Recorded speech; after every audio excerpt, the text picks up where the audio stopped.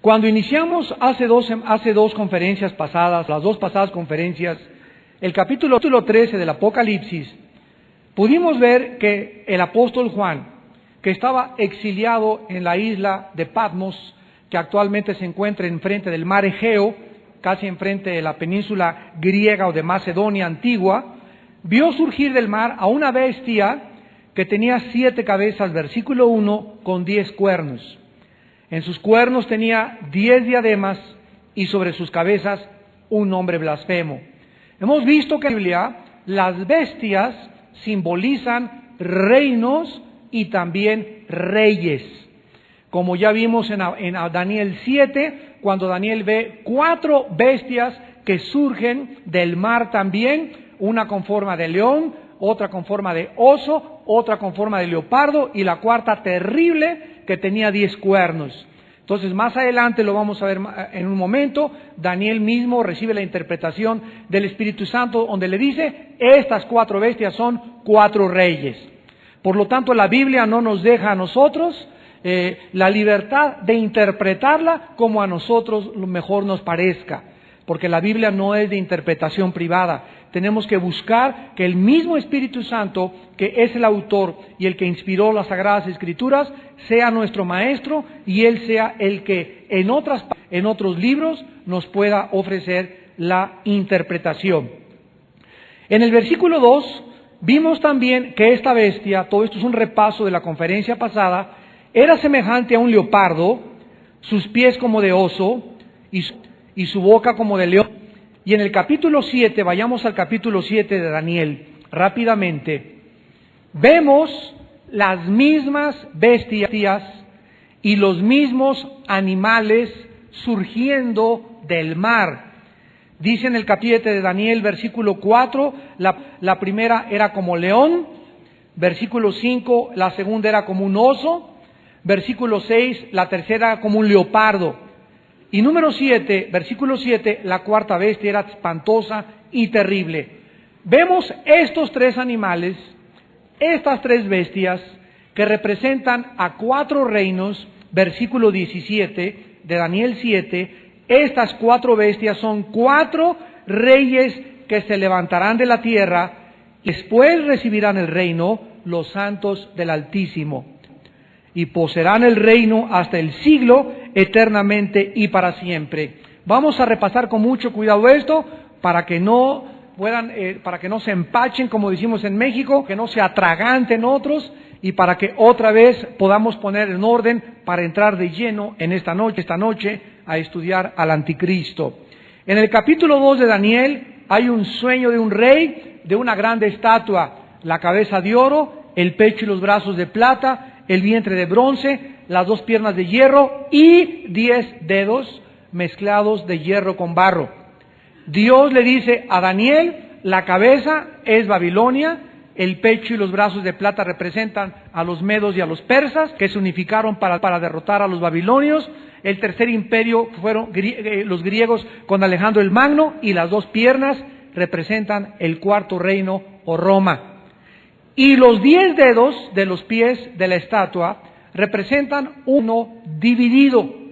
Así como no se puede mezclar el barro con el hierro, así estas 10 naciones o estos 10 gobiernos o estos 10 gobernantes no se van a mezclar. Van a unirse, pero entre ellos no va a haber una cohesión que los mantenga como un poder político, hasta que no surja, como lo vamos a ver, el Anticristo, que es el que le dará cohesión a la última forma del gobierno mundial. Entonces, esto es importante, de acuerdo a la estatua de Nabucodonosor, la Biblia no nos permite que ningún otro imperio se intercale o que haya otros gobiernos después, porque claramente nos habla de 4 imperios y una descendencia del cuarto imperio, que es Roma, y se acabó. Y de ahí viene la piedra que golpeó a los pies de la estatua y se derrumba el oro, la plata, el bronce y el hierro. O sea que cuando Cristo venga y deshaga el último imperio mundial, estarán y gobernando también Babilonia, los medos persas, que ahora es Irán, los griegos y el antiguo imperio romano vivificado. Esto no hay absolutamente ninguna vuelta de hoja, y creo que en esta área sí podemos ser dogmáticos, porque no hay ninguna otra explicación a esto. Ahora, en Daniel 7 encontramos una visión de 4 bestias, y dice que son 4 reyes que se van a levantar, e inmediatamente, versículo 18 dice, y recibirán el reino los santos del Altísimo. O sea, en el capítulo 7 se habla de 4 gobernantes, de 4 imperios que se van a levantar finalmente antes de que venga Cristo. ¿Quiénes son estos 4 gobernantes? Pues cuando vamos al libro de Apocalipsis, vamos a Apocalipsis otra vez, capítulo 13, versículo 2, vemos que estas 4 bestias en Daniel 7, el oso, el león, el pardo, que representan a Babilonia, a los medos persas, que actualmente es Irán, a Grecia y al Imperio Romano.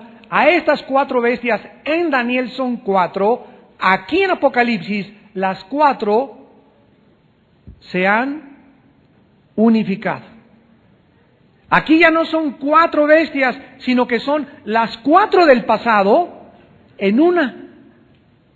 Versículo 2, la bestia, una bestia singular, era semejante a un león, sus pies como de oso y su boca como de león. Vemos pues que estas 4 imperios del pasado, que existieron antes y después del profeta Daniel, antes de que venga Cristo, van a volver a resurgir y van a ser las naciones que formarán parte del imperio mundial del anticristo. O sea que la Biblia nos reduce el espacio. En Daniel 2 nos dice un panorama de los imperios mundiales. En Daniel 7 nos habla claramente y nos reduce de dónde va a surgir el anticristo. Y cuando estudiemos Daniel 8 a la luz de Apocalipsis 13, nos vamos a dar cuenta que el anticristo surgirá de una de las 4 divisiones del imperio griego. Del imperio griego. Entonces la Biblia quiere que nosotros estemos conscientes. Nunca vamos a saber, ese es el anticristo, porque ya lo dijimos, hasta que no haya esta unificación de estas naciones entre el Medio Oriente y entre Europa. Nadie puede especular, pues, qué es el príncipe de Felipe de España, qué es un papa, qué es el rey de Inglaterra, qué es aquel, etcétera, etcétera. Meras especulaciones.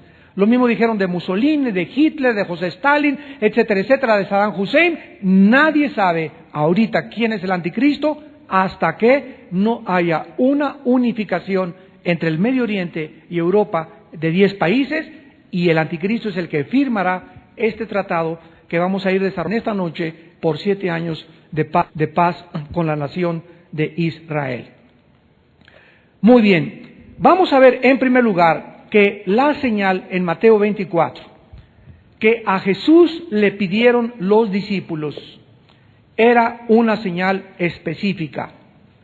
Le preguntaron a Cristo en Mateo 24:3, estando él sentado en el monte de los olivos, los discípulos se le acercaron a una parte diciendo: dinos, ¿cuándo serán estas cosas? Y vean ustedes, le piden a Cristo una señal específica, una señal en singular, una sola, que es una señal de su venida. Una señal queremos de tu venida y del fin del siglo. Observamos pues otra vez que le preguntaron por una señal en singular específica, y Jesús comienza a darles una lista de las señales que anunciarían o que predecerían a su segunda venida. Pero en el versículo 15 de Mateo 24, Jesucristo hace una transición, un cambio drástico de señales, y les da una señal muy importante diciéndoles: por tanto, cuando veáis en el lugar santo la abominación desoladora, Bedeleugema eremosis en el griego, de que habló el profeta Daniel, el que lea entienda, los que estén en Judea huyan a los montes, los que están en las azoteas no desciendan para tomar algo de su casa, el que esté en el campo no vuelva atrás, para tomar su capa. Jesús cambia de terremotos, pestes, hambres, guerras, en general, de eventos y situaciones que caracterizarán el fin del mundo o el fin de los siglos a una señal específica, que definitivamente sería la más importante para que los discípulos que vivieran en esa época supieran sin lugar a dudas que en cuanto vieran esa señal, la abominación desoladora entrando al lugar santísimo, sería la señal más importante que comenzaría a apuntar hacia la próxima e inmediata segunda venida de Jesucristo a la tierra. Esta señal, Cristo le llamó la abominación desoladora. Esto es muy importante porque esta terminología no fue de Jesús originalmente. Él se estaba refiriendo a lo que un profeta 500 años, 550 años que él, el profeta Daniel, había escrito acerca del mismo tema, repito, con 550 años de anticipación. Regresamos a Daniel y veamos las 3 veces que Daniel menciona la abominación desoladora, que es la misma señal que Cristo 550 años después les anuncia como algo futuro a sus discípulos. Si nosotros no entendemos esta señal de la abominación desoladora, no vamos a poder ligar ni conectar al anticristo con el tiempo de la gran tribulación. La primera vez que Daniel menciona a esta abominación desoladora es en el capítulo 9, versículo 27. Y por otra semana confirmará el pacto con muchos. A la mitad de la semana hará cesar el sacrificio y la ofrenda. Después, con la muchedumbre de las abominaciones, vendrá el desolador, hasta que venga la consumación y lo que está determinado se derrame sobre él.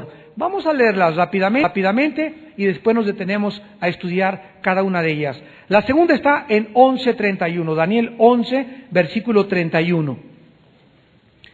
Y se levantarán de su parte tropas que profanarán el santuario y la fortaleza y quitarán el continuo sacrificio y pondrán la abominación desoladora. Y la última vez es en el capítulo 12, versículo 11. Y desde el tiempo que sea quitado el continuo sacrificio hasta la abominación desoladora, habrá 1290 días. Vamos a hacernos la primera pregunta en esta noche. ¿Qué significa la frase abominación desoladora? Porque es imprescindible, importantísimo, vital que podamos entender esto, ya que Daniel la menciona 3 veces y Cristo hace referencia a lo que Daniel mencionó como una señal para que los discípulos que estén vivos en antes de su segunda venida sepan precisamente que sus días están contados. La palabra abominación, vamos a comenzar, es la palabra hebrea shikutz, shikutz, que significa algo detestable, sucio delante de los ojos de Dios. Esto es lo que significa la palabra abominación. Y está relacionado siempre con la idolatría. Está relacionado con la idolatría. Si algo es abominable, si hay un pecado gravísimo para con Dios, es la idolatría. Y la palabra desoladora, la abominación desoladora es la palabra shamem. Shamem, que significa arruinar, desbastar, arrasar, destruir. Entonces, vamos a unirla y ponerla junta. La frase, la abominación desoladora, se refiere a un acto de idolatría abierto, descarado, cínico, que traerá la desolación, la destrucción, la devastación o la ruina completa al templo judío. Al templo judío. Podemos notar que en las tres referencias que acabamos de leer de Daniel, se conectan las tres referencias al templo y a los sacrificios. Será un acto de idolatría que desolará, derribará, devastará el templo reconstruido de Jerusalén. Vamos a ver un poco de historia antes de compararlo con el anticristo, porque Daniel, repito, escribió en el año 550 antes de Cristo. Y él estaba profetizando, regresamos a Daniel 11:31, la primera referencia, Daniel 11:31, esta referencia se refiere específicamente a una persona detestable que se levantaría para profanar el templo y colocar ahí una abominación desoladora. Dice, se levantarán de su parte tropas que profanarán el santuario y la fortaleza y quitarán el continuo sacrificio y pondrán la abominación desoladora. Sabemos nosotros, por el contexto en el capítulo 12, entre el versículo 21 y 31, que esta profecía se cumplió ya históricamente en el año 167 de Cristo, por un tirano perverso sirio griego llamado Antíoco el IV, que gobernó desde el año 175 hasta el 164 antes de Jesucristo. Este hombre perverso sirio griego llamado Antíoco, también le decían Epifanes, y de ahí viene la palabra en el griego epifanía, que significa manifestación. Pero él se puso Antíoco Epifanes porque decía que él era la manifestación de Dios. Él se proyectó como un Dios. Y también él se hacía llamar el espléndido, lo cual era una alusión a su supuesta deidad. Antíoco, de acuerdo a la historia, sobre todo Josefo, que escribió en aquella época, están todavía las historias de Josefo, el historiador romano, fue un perseguidor violento, cruel, sanguinario contra los judíos y responsable por la matanza de decenas de miles de judíos. Pero su más notorio acto fue cuando él entró al templo de los judíos en el año 167 antes de Cristo y ofreció un puerco. Ustedes saben que el puerco, el cuche, el marrano o como tú le llames en tu tierra, al puerco, ¿verdad? Es un animal inmundo para los judíos. Y ofrecer un puerco en el lugar del sacrificio, en el altar, donde los sacrificios tenían limpios y donde estaban tipificando y eran sombra del Cordero de Dios que quita el pecado del mundo, era una abominación, era algo detestable, era una abominación que iba a desolar totalmente el templo de los judíos. Por si fuera poco, en diciembre del 167 del mismo año, Antíoco coloca una imagen gigantesca del dios griego Zeus en el templo y él manda hacer al dios Zeus que se parezca a él, erigiéndole ahí mismo un altar dentro del templo judío. Ahora, mientras que esta profecía de Antíoco Epífanes ya tuvo su cumplimiento histórico con la persona de Antíoco, sin embargo habrá otra profecía similar que tendrá cumplimiento en un futuro muy próximo con un hombre llamado la bestia o el anticristo. Vayamos a la segunda referencia en Daniel 9:27, donde aquí ya sí se refiere no a Antíoco, sino al anticristo, y lo vamos a demostrar. Aquí está hablando desde el versículo 24 hasta el 27, en el capítulo 9 de Daniel. Un ángel se le apareció a Daniel y cuando Daniel estaba estudiando las profecías de Jeremías, que fue antes que él, y donde en el capítulo 25 de Jeremías se profetizó que iba a durar 70 años la cautividad babilónica, Daniel estaba escudriñando y de repente Daniel descubre al estudiar al profeta Jeremías que ya en los próximos días o semanas se cumplirían los 70 años de la cautividad babilónica. Entonces, ¿qué hizo Daniel? cayó de rodillas y se propuso ayunar durante 3 semanas, 21 días.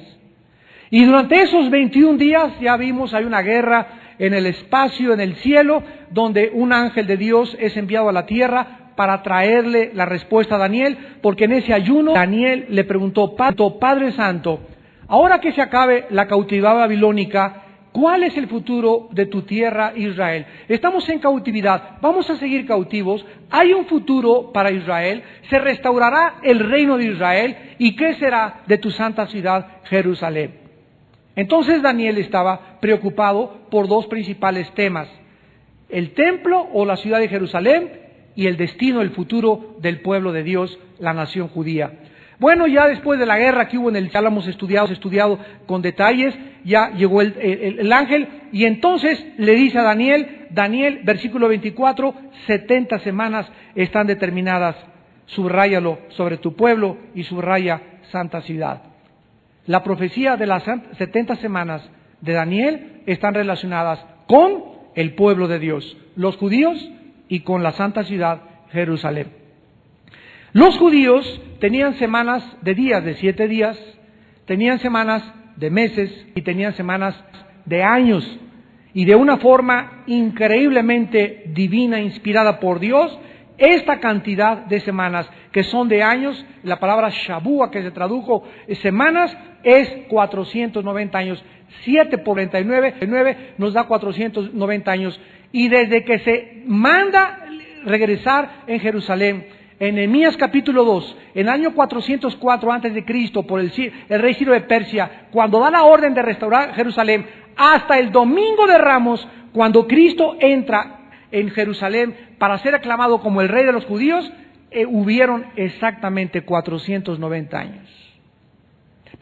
483 años.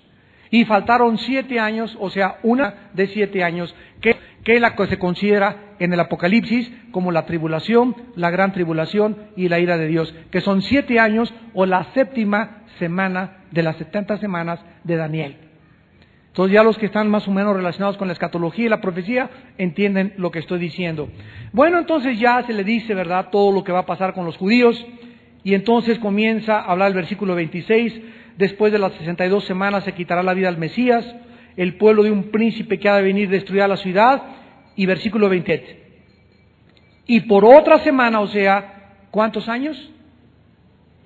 7. Esta semana es la que falta.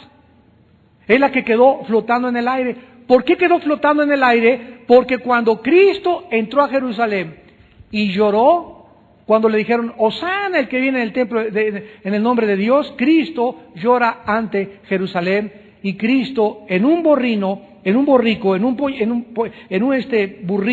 entra, y la gente al verlo entrar en un burrito, comienzan a hacerse comentarios, oye, pero el que nos vendría a librar, de acuerdo a las profecías del Imperio Romano, el que vendría a establecer la justicia y el reino de los judíos y el reino milenio, tendría que venir en un caballo blanco como todos los grandes conquistadores. Y cuando ven que Cristo llora y no toma el poder, ni les dice, sí, muera Roma, vamos contra Roma todos, sino que llora y se deja en el huerto de Getsemaní esposar por los soldados. Y se deja conducir como una oveja es conducida al matadero sin decir una boca de sus labios.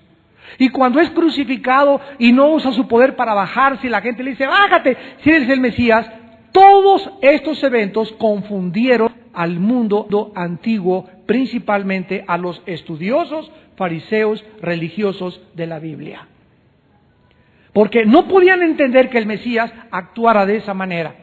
Ahí fue cuando Judas se dio cuenta que no iba a ser secretario de gobernación y que no iba a tener huesos, sino que este hombre, ¿verdad? No, yo creo que se volvió loco, y como Judas se había juntado con Cristo solamente por un hueso, por sus intereses y por sus conveniencias monetarias o políticas, etcétera, etcétera, le vendió por 30 miserables monedas de...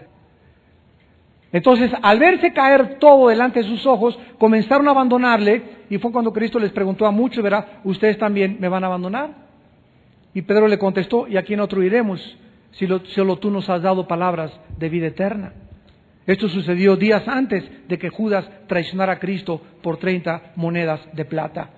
Entonces todo esto confunde a las personas y esto es lo que hace que los discípulos le abandonen y que solo en la cruz esté María Magdalena, María su madre y un solo hombre se quedó de los miles que le siguieron al pie de la cruz. El único hombre que se quedó al pie de la cruz fue el apóstol Juan. Nada más. Todos los demás huyeron espantados y atemorizados. Solo un discípulo, el discípulo amado. Aquel que escribió las cartas del amor de 1 de Juan, 2 y 3 de Juan, y el que escribió el libro de Juan, donde habla que Jesús es Dios en la carne. Él es el hombre a quien Dios le dio la revelación de que Él realmente es Dios en la carne. Los demás discípulos no lo pudieron comprender.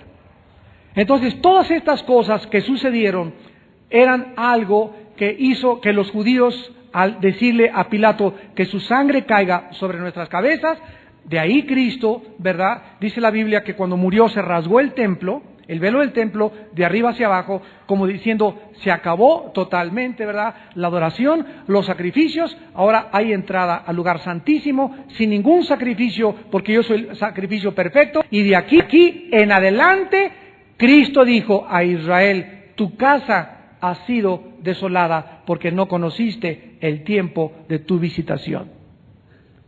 Y desde hace 2000 años, hermanos y hermanas en Jesucristo, hasta nuestros días, Israel fue puesto a un lado. Como quien dice, no está jugando contra las Chivas. Están en la banca. Dios le puso la camiseta a otros que se esperaba que nunca fueran miembros del equipo.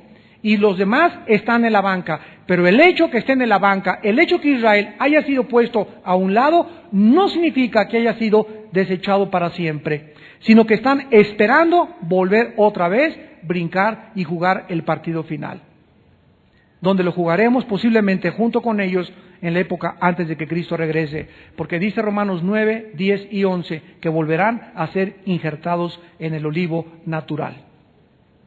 Así que ahí están ellos esperando y muchos ahorita ya se están convirtiendo. Se habla que hay más de 15 o 25,000 judíos mesiánicos convertidos al Mesías Yeshua Mashiach actualmente en los últimos tiempos en la iglesia cristiana. Muy bien, entonces en esta profecía de Daniel 9, en el versículo 27, que está hablando de este príncipe que ha de venir, que va a destruir la ciudad y el santuario, habla de que va a confirmar el pacto con muchos. Es interesante que no dice firmará el pacto, sino que dice confirmará. Esto significa firmar con algo, o sea, este pacto, cuando el anticristo esté listo para firmarlo, no es algo original, es algo que ya había sido firmado y que va a ser solamente validado, va a ser vuelto a confirmar. Confirmar es hacer firme algo otra vez que no había quedado absolutamente claro. Entonces, es interesante que ya se haya firmado un pacto cuando vivía Yitzhak Rabin, el ex ministro de Israel que fue asesinado por un judío, y Yasser Arafat. En la Casa Blanca, como testigo, el presidente Clinton. Entonces, se ha firmado un pacto que ha sido pisoteado 50,000 veces, que han sido agregadas cláusulas, que se le han sido quitadas, que no se han respetado, etcétera, etcétera, pero cuando el anticristo venga, tenía que existir algún papel que fue confirmado en Oslo, fue confirmado en Madrid y fue confirmado en Jerusalén, pero que no se ha respetado. Y el mundo está esperando actualmente la paz entre árabes y los judíos para poder vivir en paz en el resto del mundo. Repito, porque mientras no haya paz en el Medio Oriente, no puede haber paz en el resto del mundo. Rusia estará amenazando, Estados Unidos amenazando, España, Francia, Inglaterra amenazando. Las naciones, sabemos que si no son cristianos, el propósito del hombre es siempre poder, dinero, ambición, control de los demás. Cristo dijo, los reyes de la tierra se enseñorean de ustedes y los oprimen, pero entre ustedes no debe ser de esta forma.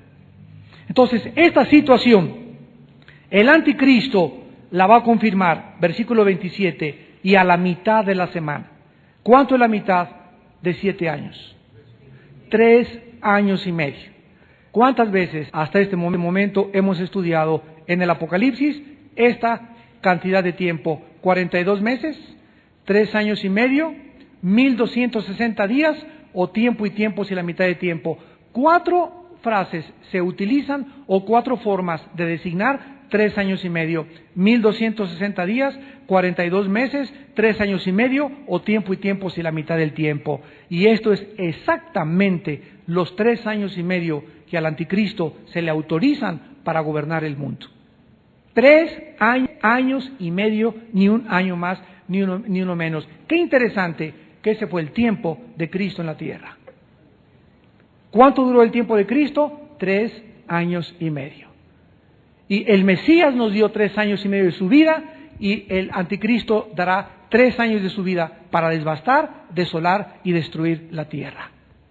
Qué interesante todo esto, porque no son coincidencias.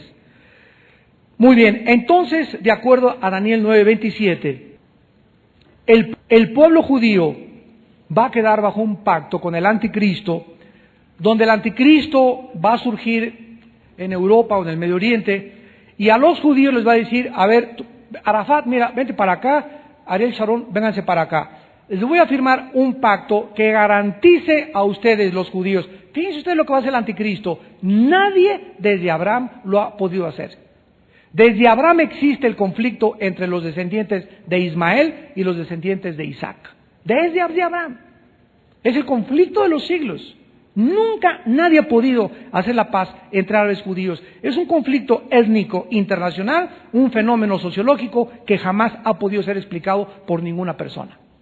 Solamente la Biblia nos dice la raíz de por qué este problema no tiene solución humanamente hablando. Pero el anticristo, ¿quién va a ser? Ya lo vimos, un hombre controlado con la sabiduría y el poder, el trono de Satanás. Entonces va a llegar el anticristo, mira, Ariel Sharon, por templo, a ver, se les permite reconstruir el templo. Los musulmanes, pero que el templo está en la mezquita. Espérenme tantito usted ahí. A ver, ustedes pueden hacer su templo, los judíos felices, y algo les va a decir a los musulmanes que les va a garantizar también, que también sigan adorando en su mezquita, pero va a ser algo tan milagroso que va a durar solamente 3 años y medio. Él va a firmarlo por 7 años, pero a los 3 años y medio va a haber la paz entre los judíos y entre los musulmanes, entre los judíos y los palestinos. Y durante esos 3 años y medio, el anticristo va a comenzar a acomodarse y va a comenzar a infiltrarse y a hacer más programas y dar más soluciones al mundo, donde va a fortalecer su poder. Y cuando él esté aquí en la cumbre, vamos a ver más en la próxima clase que va a ser herido de muerte. Tal vez le hagan un tajo que le hiera o le saque un ojo, pero va a estar herido de muerte y va a resucitar. Satanás va a imitar la resurrección de Cristo. El mundo se va a espantar y va a creer que realmente es un hombre con milagros. Ahí es cuando entonces, cuando ya tiene fuerza, que va a llegar y les dice a los judíos, se acabó. Pero tú nos dijiste que 7 años, se acabó, cállese, yo no prometo nada. Va a cancelar el pacto y entonces va a meter su estatua, que su mano derecha, el falso profeta, va a erigir y va a levantar una imagen del anticristo en el lugar santo. Antes Antíoco Epífanes metió un puerco, el anticristo va a meter una estatua de él, con su imagen, y desde ahí se va a proclamar Dios al mundo entero. Y cuando Jesús dijo, cuando veáis la abominación desoladora, ¿de que habló quién? El profeta Daniel. Píntense. Huyan, pero cada segundo contará. Cristo siempre les dijo a los discípulos, estas palabras nunca se las había dicho Cristo a los discípulos, siempre les dijo, cuando venga la persecución sean valientes, luchen y los podrá detener. Y aquí es la primera vez que Cristo les dice, en todo su ministerio, píntense. Aquí nada sean valientes, aquí cuando vean la abominación, esa es la señal principal. Huyan a los montes, escápense, porque ahí comienza exactamente la gran tribulación. ¿Cuánto durará esta gran tribulación? No se sabe. Vamos a Mateo 24 y veamos las palabras de Jesucristo. Aquí mismo Cristo, entonces, dándoles esta señal, que es la que estamos estudiando en Apocalipsis 3, el surgimiento del anticristo al mundo, sigue diciendo en el versículo 19, Mateo 24, mas hay de las que estén encintas y de las que críen en aquellos días. Oren pues que vuestra huida no sea en invierno ni en día de reposo. Por esto sabemos que estas admoniciones, hermanos, y que estas advertencias son específicamente para los judíos. ¿Verdad? Porque a nosotros no nos interesa el día de reposo, ya no hay día de reposo para nosotros, ni en invierno, pero el invierno en Jerusalén. Y si los agarran en día de reposo, como ellos lo siguen guardando, será fatal para ellos. Dice el versículo 21, porque habrá entonces gran tribulación, cual no la ha habido desde el principio del mundo hasta ahora, ni la habrá. Y si aquellos días no fuesen acortados, nadie sería salvo. Aquí está hablando Cristo que el tiempo de la gran tribulación, nadie la sabe. Tal vez va a durar un año o año y medio. ¿Por qué? Porque van a ser acortados. Y cuando dice que nadie será salvo, no está hablando de la salvación del alma. La palabra aquí salvo, soso en el griego, significa libre de peligro. O sea, nadie sería librado de la persecución del anticristo. Mas por causa de los eclectos o de los escogidos, aquellos días serán acortados. Regresamos a Daniel y vemos pues de qué forma tan maravillosa la Biblia, poniendo las piezas del rompecabezas juntas, nos da un panorama para que no estemos nosotros preguntándole a Walter Mercado. Ni vayas a Reino Ventura que te lean la bola de cristal, ni con un espiritista para que invoques al espíritu de Juan Diego o de Cuauhtémoc. Ahora, aquí en Daniel 9, en el versículo 27, hablando de que por 7 años, que es la semana, el anticristo va a confirmar el pacto con muchos, y que a la mitad de la semana, a los 3 años y medio, hará cesar el sacrificio y la ofrenda. Escuchen, dice a continuación, después, con la muchedumbre de las abominaciones vendrá el desolador, hasta que venga la consumación y lo que está determinado se derrame sobre el desolador. La frase con la muchedumbre de las desolaciones se refiere al pináculo del templo, enfatizando la idea de que la influencia del anticristo se esparcirá por todo el mundo. O sea, en otras palabras, lo que comience en el anticristo, ahí el anticristo, cuando él elija su imagen, cuando el falso profeta le ponga la imagen al anticristo y esta imagen se mande al mundo entero a adorar la imagen, ahí será la última religión de los seres humanos. Porque ahí el anticristo mandará a decir, no hay nadie yo como Dios. Yo soy Dios, y será la última religión idolátrica a la que el mundo entero se entregue y se consagre. Y ahí precisamente en ese momento es cuando comienza la persecución.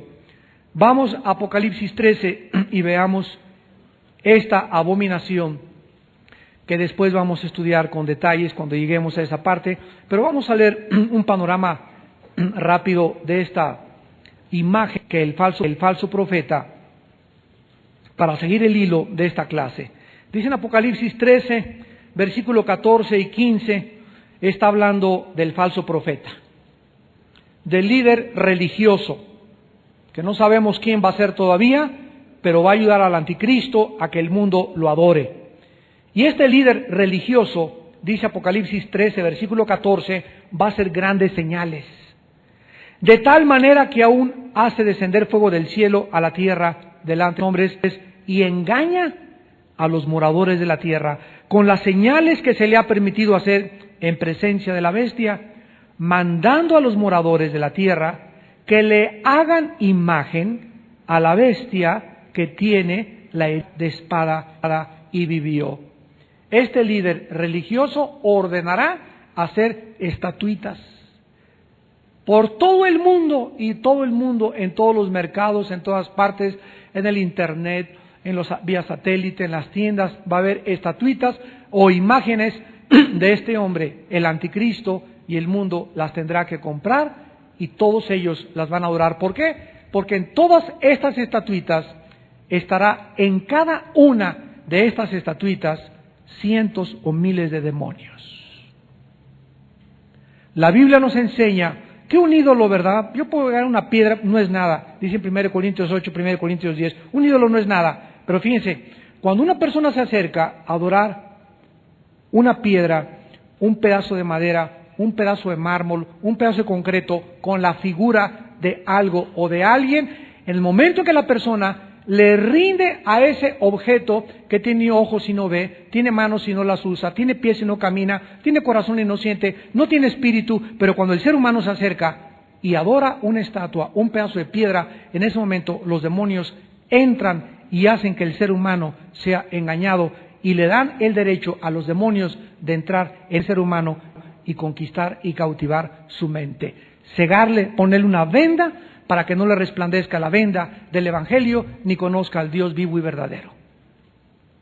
Esto es lo que hace la idolatría, cegar el entendimiento de las personas. Segunda de Corintios 4, versículo 4.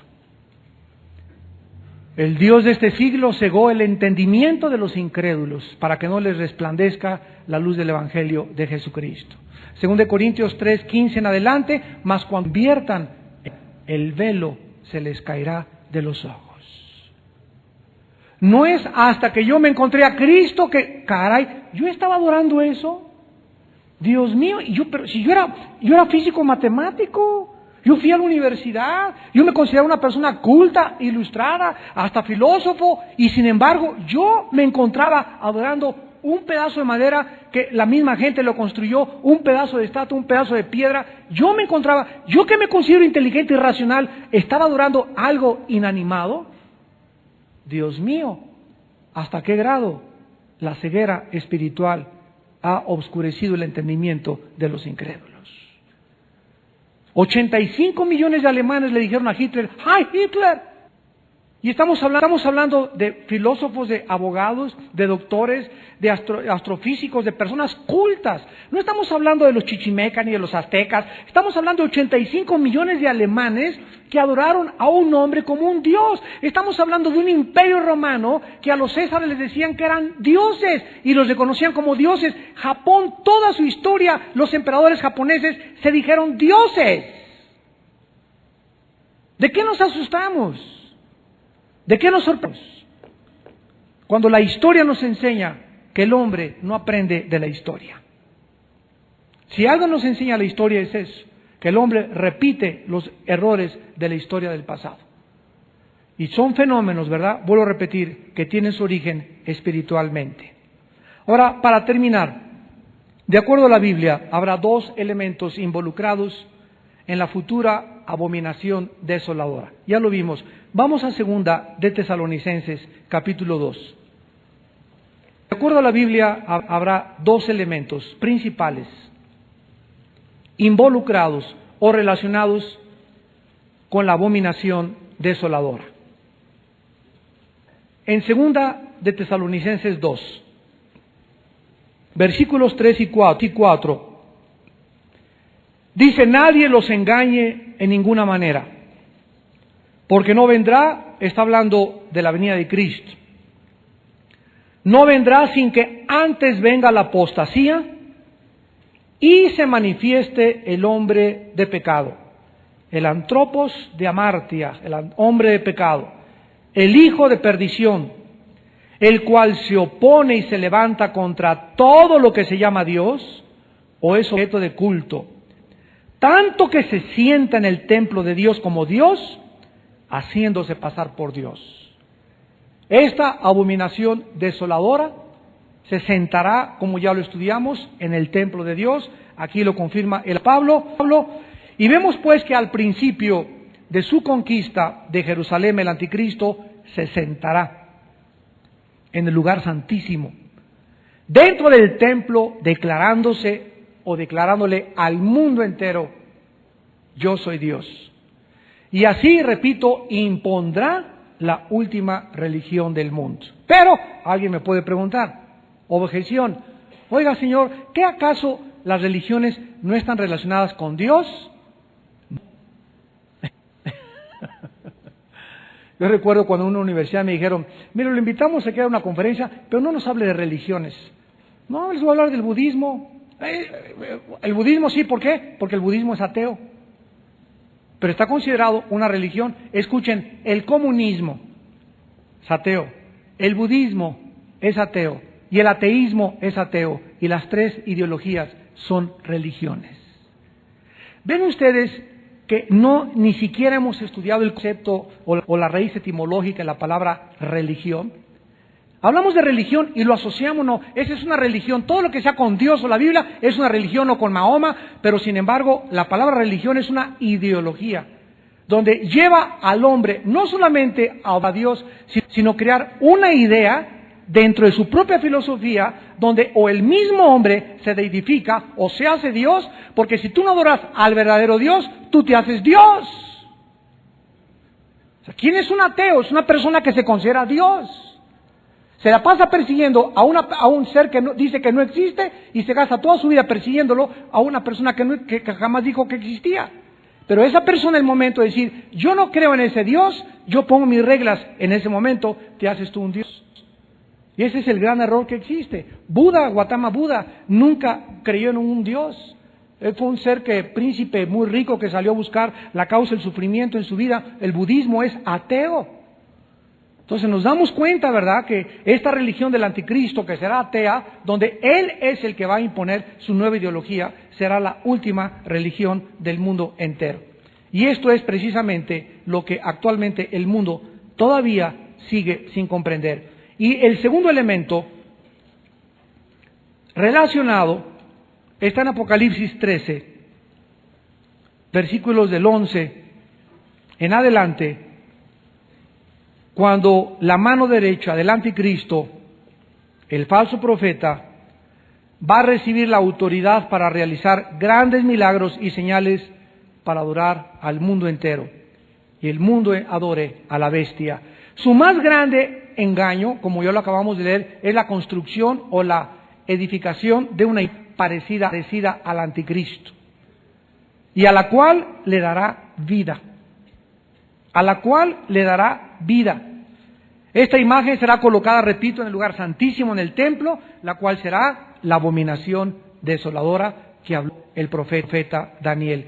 Jerusalén será convertido o convertida en el centro de la adoración del anticristo. Dice en Daniel 11:45, extenderá las tiendas de su palacio cerca de la ciudad amada, que es Jerusalén. A todos los habitantes del mundo se les requerirá que adoren a la bestia y a su imagen bajo pena de muerte. Las dos fases, pues, de la abominación desoladora serán la declaración de su deidad en el lugar santísimo, en el templo, en la gran tribulación. Y dos, el establecimiento de su imagen en el templo, en el lugar santísimo. Esta condición durará 3 años y medio. 1260 días, 42 meses, o tiempo y tiempos, y la mitad de un tiempo. Cristo les advirtió, cuando vean ustedes la señal que habló Daniel, la abominación desoladora, huyan a los montes, porque serán tiempos de persecución inimaginable y dolorosos. De manera interesante, repito, Cristo nunca usó palabras parecidas. Siempre les dijo, enfrenten el mundo, la tribulación, son más que vencedores. Por primera vez les da una señal donde ellos tienen que escapar por sus vidas. Las circunstancias de la gran tribulación serán diferentes. Cada segundo contará. Los judíos son advertidos a escapar cada quien por su vida. Hermanos en Cristo, damas y caballeros que nos visitan en esta noche, las palabras de la Biblia son fieles y verdaderas, son maravillosas. Una de las evidencias más grandes de que la Biblia es inspirada por Dios es sus profecías cumplidas. Tú sabes que para que se hayan cumplido solamente en el momento de la cruz de Cristo, 33 profecías. Sígueme con cuidado. Nada más cuando Jesús moría en el Calvario, se cumplieron 33 profecías. Dentro de la ley de las probabilidades, matemáticamente hablando, es 10 a la 50ª potencia Las probabilidades que son imposibilidades científicas para que un evento se pueda repetir de la manera que se cumplió cuando murió Cristo en la cruz. Te voy a comparar esto. Es como si te sacaras 17 veces el premio mayor de la lotería seguidos. Es como si aventaras una moneda y 200 veces te cayera águila, águila, águila, águila, 200 veces en el mundo de las probabilidades matemáticas. Para que te des cuenta que esas son las probabilidades que habría para que eran 33 profecías en el momento de la muerte de Cristo. Y no se cumplieron 33 en la muerte de Cristo, se cumplieron después en su resurrección. Cristo anunció continuamente: voy a morir, los espero en Galilea después de mi muerte. Todas estas aseveraciones de Cristo, todas se cumplieron al pie de la letra, indicándonos con las profecías de Daniel, las profecías de Abraham, las profecías de Moisés, las profecías de los profetas, que la Biblia es un libro incomparable, que es digno del más profundo escrutinio. Los más grandes ateos, los más grandes cristianos en la historia no se conformaron con decir: pues yo no lo creo, la Biblia es un libro hecho por hombres, son inventos, sino que se dedicaron a estudiar arqueología. Se dedicaron a estudiar la antropología para compararla con la Biblia. Buscaron a Plinio, a Josefo, a los historiadores de la época de Cristo. Investigaron los rollos de Qumran, investigaron los rollos del Mar Muerto, investigaron los hechos históricos que narra el libro de los Hechos, los Evangelios, la historia de cada uno de los reyes, y encontraron que era absolutamente perfecta y exacta la revelación de la Biblia. Y fue cuando cayeron de rodillas y le dijeron: Señor Jesús, ¿qué quieres que yo haga? Dios te invita en esta noche a que le conozcas. A que no solamente te sientas como un espectador durante la vida y hables lo que hablan en la televisión y lo que tienen tus amigos en la universidad o tus profesores ateos de evolucionistas, sino que tú busques y tú mismo investigues y descubras que eres responsable como agente moral delante de Dios, y descubras que cuando te encuentras con Jesucristo has llegado al final de tu búsqueda, porque Él dijo que Él era el camino, la verdad y la vida. Y en esta noche Él te ofrece el perdón de tus pecados. Te ofrece manifestarse en tu vida. Te ofrece quitarte esas vendas que no te permiten ver la luz y que te tienen atado en una prisión de amargura, de soberbia intelectual.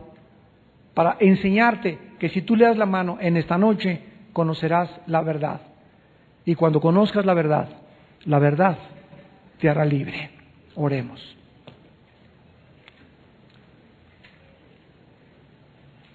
Señor, te damos gracias por tu palabra, porque los cielos y la tierra pasarán, pero tu palabra permanecerá. Te damos gracias por la persona de tu Hijo Jesucristo, varón de dolores, despreciado hasta la muerte, y como que escondimos de él el rostro, fue menospreciado y no lo estimamos. Ciertamente llevó Él nuestras enfermedades y sufrió nuestros dolores. Como herido y abatido por Dios, como una oveja en medio de sus verdugos, enmudeció y no abrió su boca. Por cárcel y por juicio fue quitado, y su generación, ¿quién la contará? Mas Jehová cargó en él pecado de todos nosotros. Oh profundidad de la sabiduría, de la inteligencia y del conocimiento de Dios. Porque lo necio de Dios es más sabio que los hombres, y lo débil de Dios es más fuerte que los hombres. Y lo vil y lo menospreciado escogió Dios para deshacer lo que es, porque Él es Dios, potente creador de todo lo que existe. Bendito y maravilloso, sustentador de todas las cosas, que nos amó con amor eterno y desde la cruz nos invita a que le conozcamos, haciendo la paz con nosotros mediante la sangre de su Hijo Jesucristo. Dios en esta noche te invita a que vengas a esta cruz y veas a su Hijo descuartizado, hecho guiñapo humano, colgando entre el cielo y la tierra, para que nosotros comprendiésemos lo horrible que es el pecado ante sus ojos, Porque el estado en que Jesús murió fue por causa del pecado. Porque el pecado es lo que trajo el sufrimiento a este mundo y lo que ha hecho que tú y que yo suframos, y el que nos roba las bendiciones de Dios, el pecado. Padre, te damos gracias por mostrarnos la profundidad de nuestros pecados, tu santidad y el único camino a la salvación, que se llama Jesús. Porque no hay otro nombre dado bajo el cielo a los hombres en que podamos ser salvos, más que en el nombre glorioso y bendito de Jesús. ¿Qué tengo que hacer? Me preguntarás esta noche para encontrarme con Dios en mi vida. La Biblia dice que en primer lugar te arrepientas de tus pecados. Arrepentirse significa reconocer que vives equivocadamente, que tú has establecido las reglas de tu vida y que eres como una oveja descarriada, donde Jesús en esta noche ha salido a buscarte para traerte cargando al rebaño, acariciarte y quitarte las espinas que se te han pegado en el camino, sanar tus heridas y decirte en esta noche: nunca te vuelvas a brincar las trancas. Nunca te vuelvas a salir de mi rebaño, porque separado de mí nada podrás hacer. Solo en mi presencia, dice Jesús, te puedo cuidar. Solo cerca de mí te puedes alimentar. Solo cerca de mí te puedo saciar tu sed. Gracias, Padre, porque ahora hemos vuelto al rebaño y al pastor de nuestras almas, tu Hijo Jesucristo. En segundo lugar, tienes que creer que Jesús es el Mesías. Jesús no fue simplemente un gran hombre o un gran maestro de moral, un gurú o un iluminado. La Biblia dice que Jesús era Dios en la carne, el Salvador, el Mesías de tus pecados y de mis pecados. Tienes que creer que Él en la cruz pagó con su vida pecados y mis pecados. Y en tercer lugar, simplemente ábrele tu corazón. Ahí desde tu lugar, por la televisión lo que nos están viendo, ahí desde tu lugar, abre tu corazón y dile estas palabras a Dios, donde quiera que estés. Señor mío y Dios mío, en esta noche, en este momento me arrepiento de mi vida. Reconozco que he pecado contra ti. Creo que Jesús en la cruz pagó en mi lugar con su sangre y que dio su vida para que yo en este momento pudiera ser sanado, sanada. Señor Jesús, creo que tú eres el Salvador del mundo, que fuiste enviado por tu Padre Dios para mostrarme el camino a la vida. Te abro mi vida en este momento, invitándote a que entres como mi Señor y mi Salvador. Te pido perdón por mis pecados y te pido que me laves con tu sangre preciosa, porque de aquí en adelante quiero vivir para ti. Porque te lo pido y te doy las gracias en tu nombre maravilloso, Señor Jesús. Amén.